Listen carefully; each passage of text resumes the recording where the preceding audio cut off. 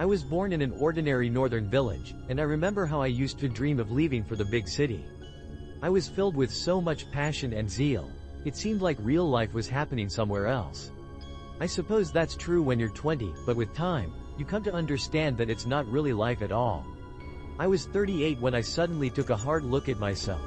No family, no home of my own, no prospects, just the big, concrete, lifeless city. I decided to visit my hometown, to feel that long-forgotten sense of peace and harmony. To my surprise, almost nothing had changed over the years. The forest stood like a solid wall. The scent of pine was as fresh as it was in my childhood. The river, it's true, had grown a bit shallower, with only rotting piles remaining of the old pier, but everything felt so cozy, so close to my soul, that I never went back to the city. I moved into my parents' empty house and began to settle back into the old place. A lot needed fixing, some things had to be updated, and the electricity needed to be restored, but none of it scared me. I finally felt like I was where I belonged. I felt at home. The next day, on my way to the local store, a school acquaintance, Yegor, approached me. "Well, look who it is. Vanya. Where have you been hiding?" He shook my hand, and there was a genuine joy in his eyes. "You know, here and there," I answered awkwardly. "I haven't seen you since your mother's funeral." "When was that? 5 years ago?" "Something like that," I said indifferently. Mom was old. I was prepared to lose her, so I came to terms with her death pretty quickly. In the end, none of us can live forever. Her old house was mine now, and I remembered it had problems with the wiring. I asked my friend, "Hey Yegor, listen, didn't an electrician named Uncle Misha live around here? Do you have his number?" A surprised look crossed his face. "You can't call the other side, my friend. Mikhailych is dead. A cow trampled him to death," he said with a touch of irony. "A cow? What?" "Yeah, he was drunk, and I guess he and the cow had a disagreement. She stomped on his ribs," Yegor explained. "Wow," I whistled. "Well, I need to find an electrician. Can you help? You remember his son, Lyoka Gilov? He does all the work around the village now." "Following in his father's footsteps?" I asked. "Let's just hope not in all of them," Yegor laughed. True to form, he gave me the electrician's number, and we said our goodbyes. I called Lyoka that same day. He fixed my wiring by simply removing the meter, wrapping some electrical tape in a couple of spots, and just like that, the lights in the rooms came on. I tried to pay him, but he said he'd only take liquid currency. And that's how Lyoka and I became friends. Like the other villagers, he led a typical rural life, keeping chickens, geese, and 4 pigs, while his wife, Sonia, looked after the kids and the garden. I liked the local way of life, simple and measured, but for a long time, I couldn't figure out my place in it. I even considered working at the sawmill. Then one day, while clearing out junk in the shed, I stumbled upon my father's old double-barreled shotgun. It was quite old but still functional. As I unwrapped it from the cloth, I felt my heart begin to beat faster in my chest. When I was just a kid, Dad used to take me hunting with him. I didn't understand much back then and was even afraid to shoot at game. A lot had changed since then, including me. In the box were some shells. I grabbed a few and headed into the forest, wandering among the tall firs, hoping for a lucky catch. After 3 hours, all I'd seen was a single hare, which seemed to mock my attempts to hit it. I returned home empty-handed, with a slight ringing in my ears from the gunshots, but I was confident this was just the beginning. People aren't born with skills, they're earned through hard work and countless attempts. If I failed the first time, I would succeed on the second, third, or 10th. It was only a matter of time. I was right. It's amazing what you can do when hunger forces you to get creative.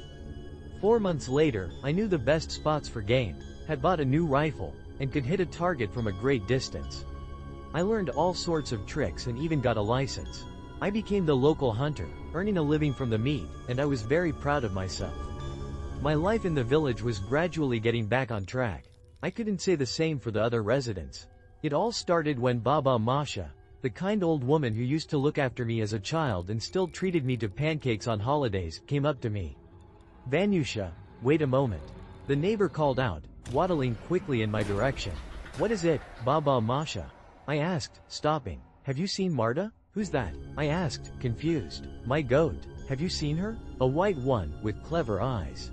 "No, Baba Masha, I haven't." "Did she run off?" "Oh, I don't know, Vanyusha. Maybe someone stole her. My Marta was smart. Sometimes I'd forget to put her in the pen for the night. My memory isn't what it used to be, you know, and she'd go into the barn herself to sleep. I'm sure I locked it, but this morning, I go out. The barn is open, and Marta is gone. And Cubic is gone too, but that rascal runs off every spring. But Marta. Alright, Baba Masha, I get it. I'm heading out to hunt for game. I'll keep an eye out for your goat. Maybe she wandered into the woods. Oh, Vanyusha, thank you. Thank you. At the time, I didn't pay much attention to her worries. But soon, similar stories were happening daily. One family lost a whole yard of turkeys, with only feathers left behind. Another had their chickens ravaged, half stolen, the other half mauled. In the house across from mine, 2 cats disappeared at the same time. They went out into the yard and vanished. Many people set traps, at first thinking it was a fox making nightly raids. But would a fox carry off a full-grown shepherd dog? It was only when the Afaan's calf was stolen that the villagers fell into a state of bewilderment. Who, or what, could do such a thing? The sun dipped below the silhouettes of the tall trees, and it grew cold. A single cloud hung in the sky. I was walking home from a hunt, cutting through a field at a brisk pace, my thoughts on a warm house and a hearty dinner. I had managed to shoot 3 hares all day. At any other time, that would be considered good luck, but now, with so many people having lost their livestock, the demand for game was greater than I could supply. The mood in the village was grim. Nearly every other person had been affected. As I walked along the path, I glanced to my left and then looked away. But then I looked again. There was something there. Not an animal, but was it a man? Imagine something thin and long. It stood like an animal, hunched over, its back arched. Birds flew over the field, hurrying to the forest for the night. The wind rustled the tall, dry grass, but the figure just stood there in the middle of the field, motionless. I wished I could see what it was, but it was too dark to make out any details, and I was too scared to get closer, even with my rifle. Such creatures don't exist, and neither do people like that. This thing looked like walking trouble, like a curse. If I'd had more courage then, I would have just raised my gun and shot the thing. But alas, I couldn't bring myself to do it. One day, Leoka called and invited me over. When I knocked, he opened the door, and a wave of warmth hit me. I took off my coat and dropped my backpack by the entrance. Hey, Vanya. Food's almost ready, Gilov said, pointing to the kitchen. The house smelled wonderful. Meat was roasting in the oven. Sonia was busy at the refrigerator and greeted me with a certain sadness. I sat down against the wall, and Leoka opened a bottle of pine cone-infused vodka. So, how are things with you guys? I asked, breaking the heavy silence. Things are terrible, my friend answered, filling our shot glasses. Did something happen to you, too? My body tensed involuntarily. It happened. 30 geese, 10 chickens, and my biggest pig. Leoka downed the shot and slammed the glass on the table. They took all of it. All of it? I was stunned. All my work, all my money. I spent a whole year raising them, feeding them, cleaning up their crap, walking around like a bum, and for what?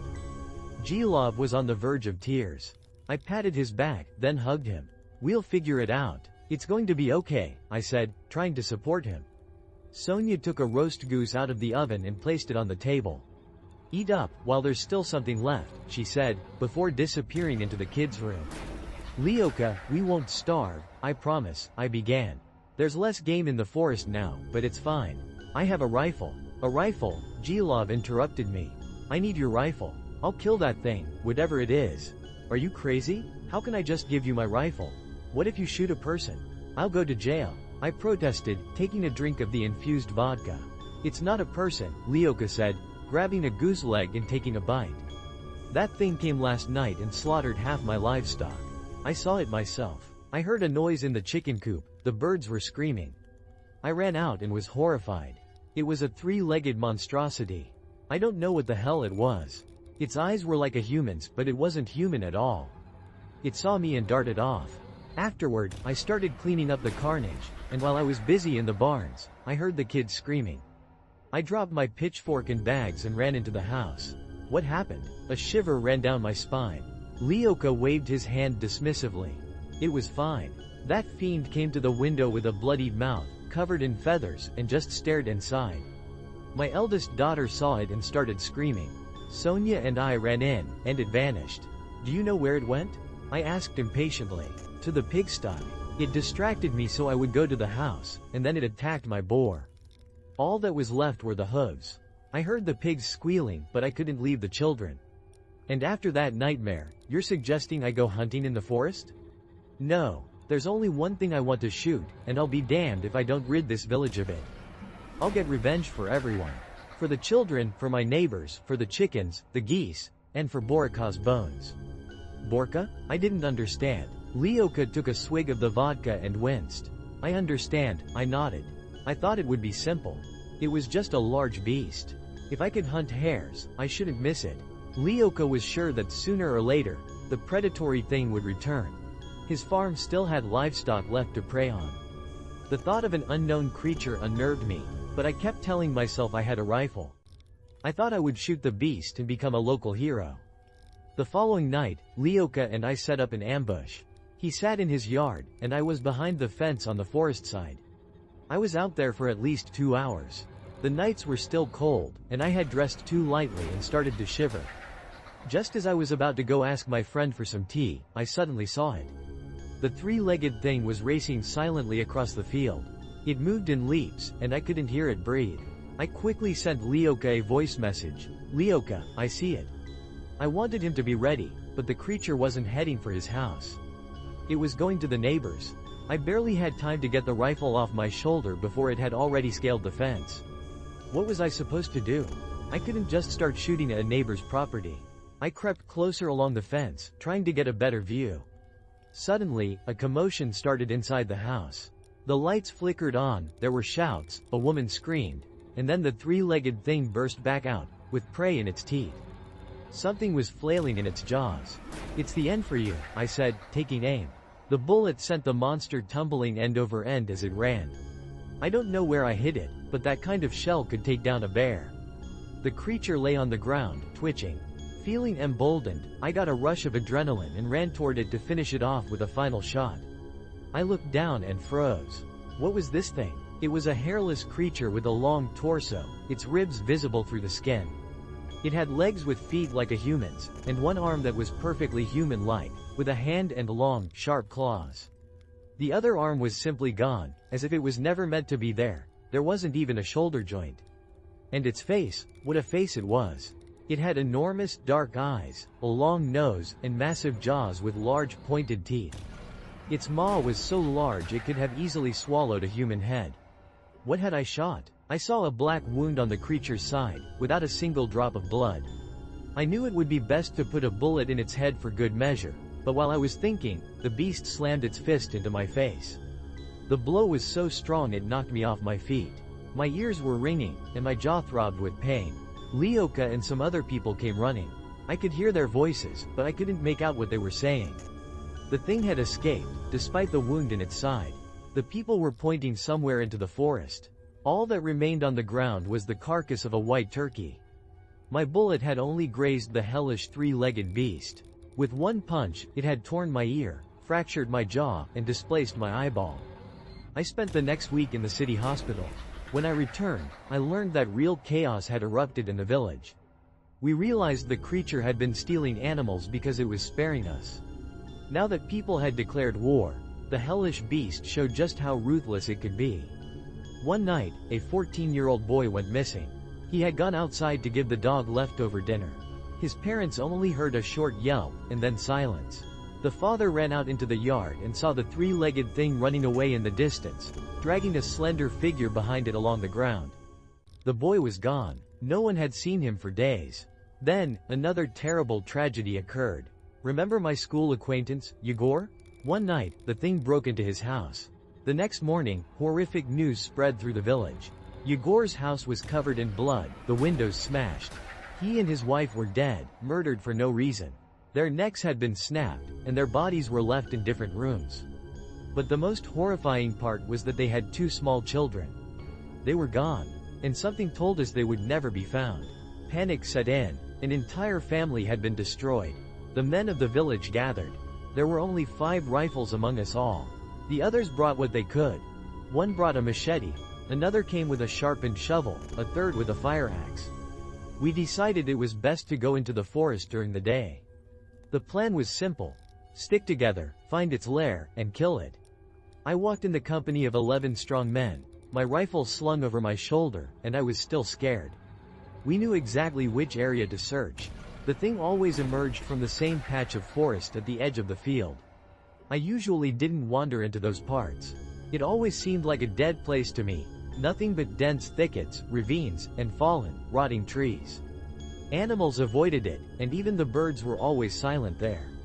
They probably knew it was the lair of a terrible predator. We entered this impassable area, making our way through the windfall. The men cursed, discussing what they would do when they caught the beast. "We'll string it up by its neck on an oak tree," one said. "Let the birds peck at it. There'll be nothing left to hang," said the man with the machete. "I'll chop it into pieces." I didn't like their overconfidence.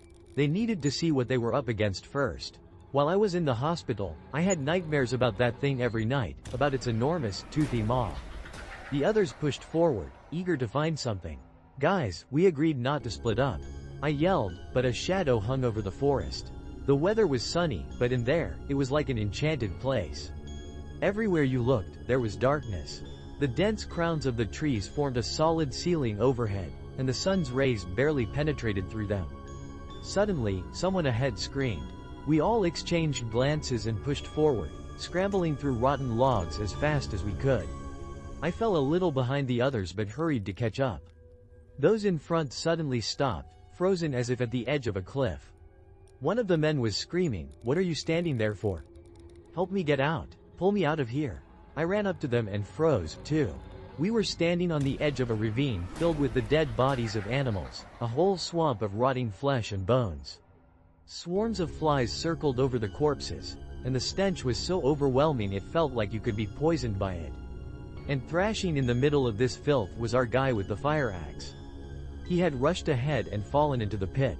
They helped him out. He was covered in pus and blood. "Go home and wash up, or you'll catch some kind of infection," I advised. "I'm sorry, guys," he said. And just like that, our group was down one fighter. The man left, and we remained standing at the edge of the ravine.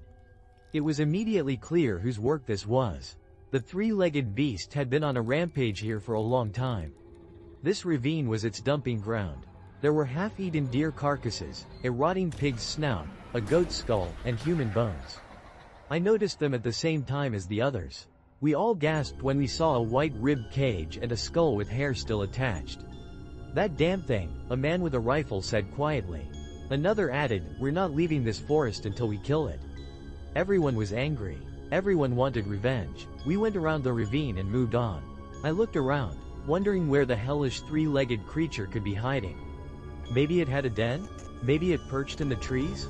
It was unlikely to let itself be killed so easily. This was not going to be simple. I and the other men with rifles now took the lead, while the guys with melee weapons covered our backs. Again, we were faced with windfall. The ground beneath our feet squelched like wet rags. All around us stood dead trees, without a single leaf. A gray cloud hung over us, and suddenly, a sharp cry came from behind. One of our men had been grabbed. The creature had attacked from the rear, seizing the man by the neck with its teeth and dragging him away.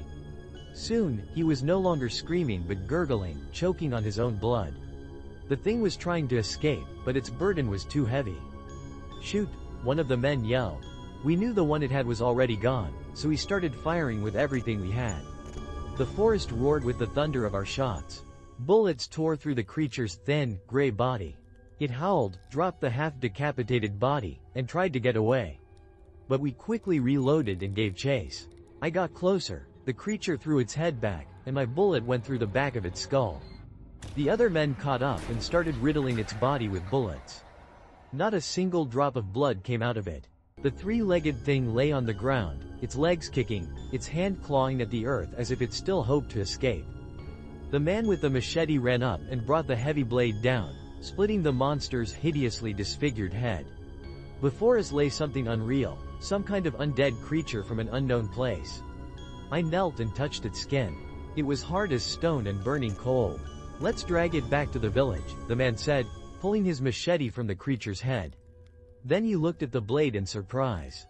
It was completely clean. The thing turned out to be incredibly heavy, too. We tied a rope around its neck and dragged it for a solid hour. We finally realized we couldn't manage it on our own. There were too many fallen trees in that part of the forest. And just as we paused, just as we were about to call for help, the rope slipped from our hands. The three-legged thing was alive again and vanished like lightning into the thicket. We had underestimated the resilience of the bloodless, undead creature. After what happened, a special unit was finally sent to our village. The soldiers combed the forest but found no one. They only brought out the body of our friend and recovered the human remains from the burial pit. They made us delete all photos and videos from our phones, saying everything had to be kept secret until the investigation was complete. So much time has passed, and there has been no news. That horrifying forest creature has not shown itself again. Life in the village has slowly started to return to normal, but in every house, people remember what happened here. Some have even installed shutters and blinds on their windows, locking themselves in at night like they're in bunkers. As for me, I haven't been hunting since.